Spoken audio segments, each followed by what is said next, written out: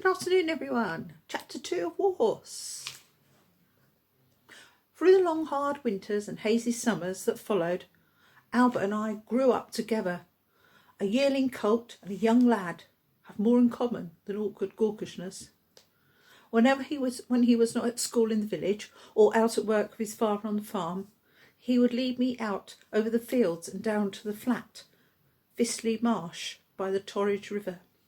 Here, on the level ground on the farm, he began my training, just walking and trotting up and down, and then later on lunging me first one way and then the other. On the way back to the farm, he would allow me to follow on at my own speed, and I learnt to come at his whistle, not out of obedience, but because I always wanted to be with him. His whistle imitated the stuttering call of an owl. It was a call I never refused, and I would never forget. Old Zoe, my only other companion, was often away all day, ploughing and harrowing, cutting and turning out on the farm, so I was left on my own much of the time. Out in the fields in the summertime this was bearable, because I could always hear her working and call out to her from time to time. But shut in the loneliness of the stable in the winter, all day could pass without seeing or hearing a soul, unless Albert came for me. As Albert had promised, it was he who cared for me and protected me all he could from his father. And his father did not turn out to be a monster that I had expected.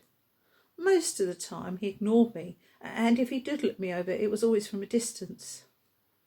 From time to time he could even be quite friendly, but I was never quite able to trust him, not after our first encounter. I would never let him come too close, and would always back off and shy away to the other end of the field and put old Zoe between us. On every Tuesday, however, Albert's father could still be relied upon to get drunk. And on his return, Albert would often find some pretext to be with me, to ensure that he never came near me. On one such autumn evening, about 2 years after I came to the farm, Albert was up in the village church ringing the bells. As a precaution, he had put me in the stable with old Zoe, as he always did on Tuesday evenings. "You'll be safer together. Father won't come in and bother you. Not if you're together," he'd say. And then he'd lean over the stable door and lecture us about the intricacies of bell ringing, and how he'd been given the big tenor bell because they thought he was man enough already to handle it, and that in no time he'd be the biggest lad in the village. My Albert was proud of his bell ringing, and as Zoe and I stood head to tail in the darkening stable, lulled by the 6 bells ringing out over the dusky fields from the church, we knew he had every right to be proud. It is the noblest of music for everyone to share and listen to.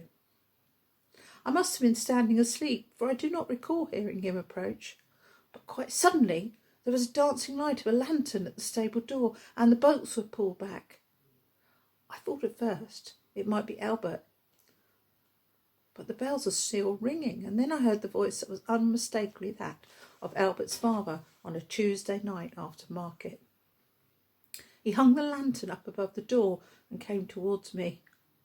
There was a whippy stick in his hand, and he was staggering round the stable towards me.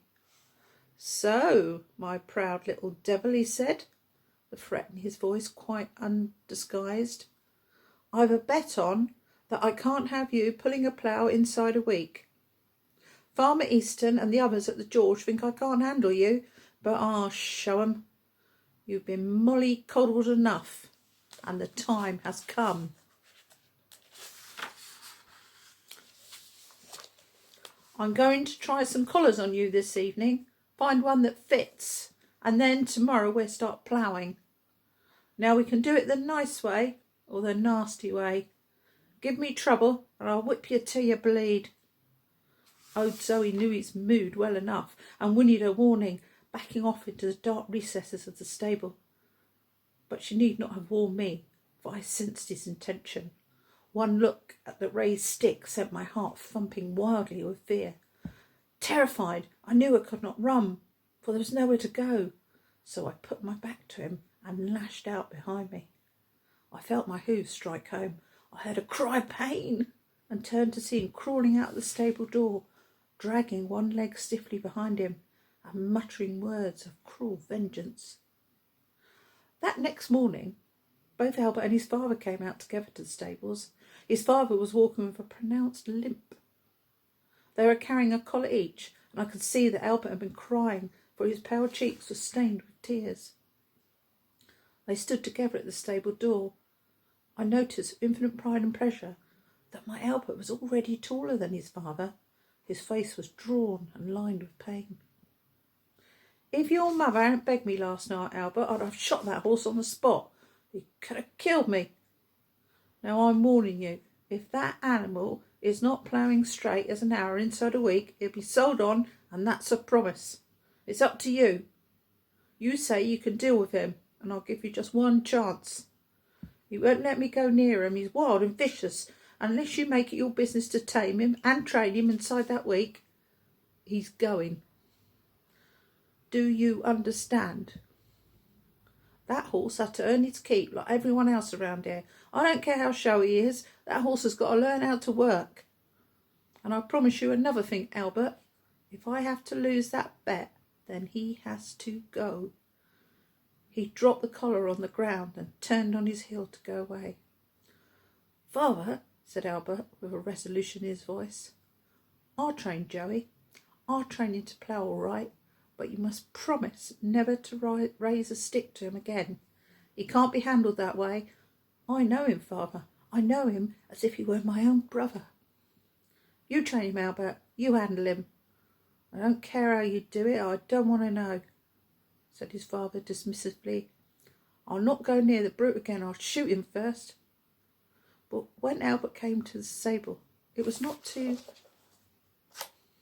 in the page, smooth me, as he usually did, nor to talk to me gently. Instead, he walked up to me and looked me hard in the eye. That was devilish stupid, he said sternly. If you want to survive, Joey, you'll have to learn. You're never to kick out at anyone ever again. He means it, Joey. He'll shoot you, just like that. If it hadn't been for Mother, it was Mother who saved you. He wouldn't listen to me, and he never will. So never again, Joey. Never. His voice changed now, and he spoke more like himself. We have 1 week, Joey. Only 1 week to get you ploughing. I know all that thoroughbred in you.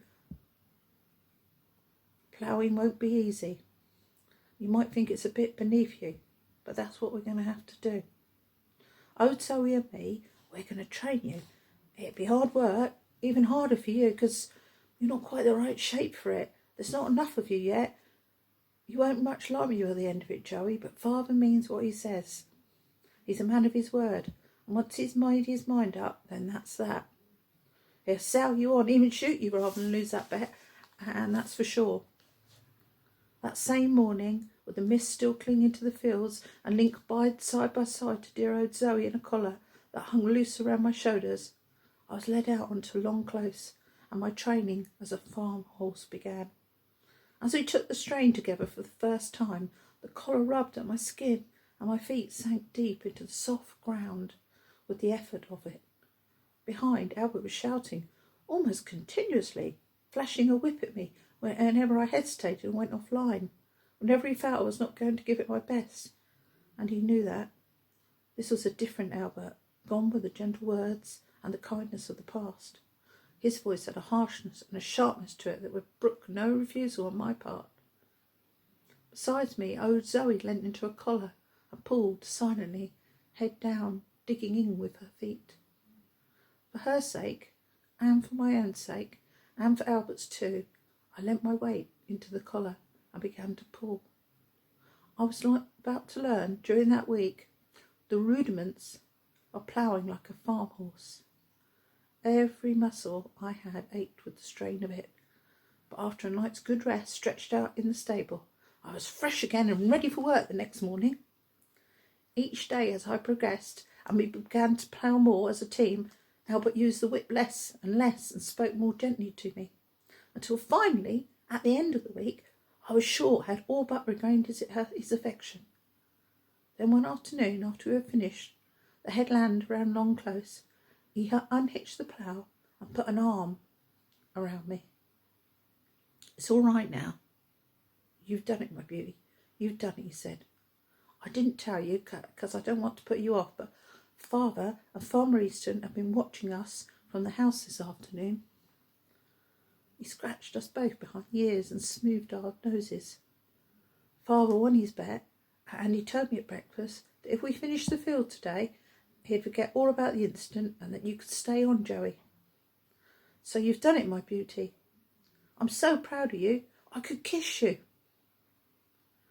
You old silly. I won't do that, not with anyone watching. He'll let you stay now. I'm sure he will. He's a man of his word, is my father.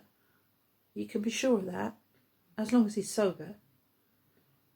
It was some months later, on the way back from cutting the hay in Great Meadow, along the sunken leafy lane that led up the farmyard, that Albert first talked to us of the war.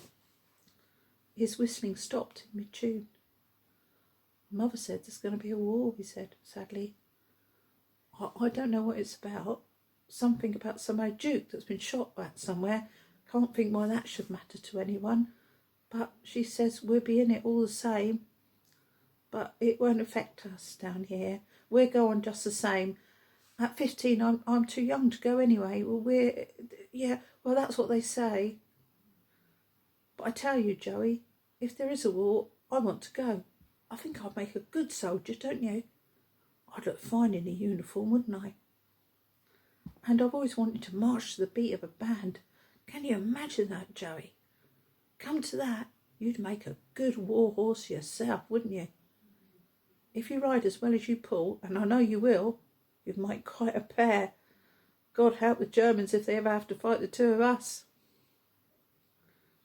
One hot summer evening, after a long and dusty day in the fields, I was deep into my mash and oats for my tea, with Albert still rubbing me down with straw and talking on about the abundance of good straw they'd have for the winter months, and how good the wheat straw would be for the thatching they would be doing, when I heard his father's heavy steps coming across the yard towards us.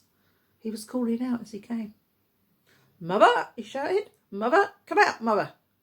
It was his same voice, his sober voice, and was a voice that held no fear for me. "It's war, mother. I've just heard it in the village. Postman came in this afternoon with the news. The devils have marched into Belgium. It's certain for sure now. We declared war yesterday at 11 o'clock. We're at war with the Germans. We're giving them such a hiding as they won't ever raise their fists to anyone ever again. Be over in a few months. It's always been the same. Just because the British lion's sleeping, they think he's dead. We'll teach them a thing or two, mother. We'll teach them a lesson they'll never forget." Albert had stopped brushing me and dropped the straw on the ground. We moved over towards the stable door. His mother was standing on the steps by the door of the farmhouse.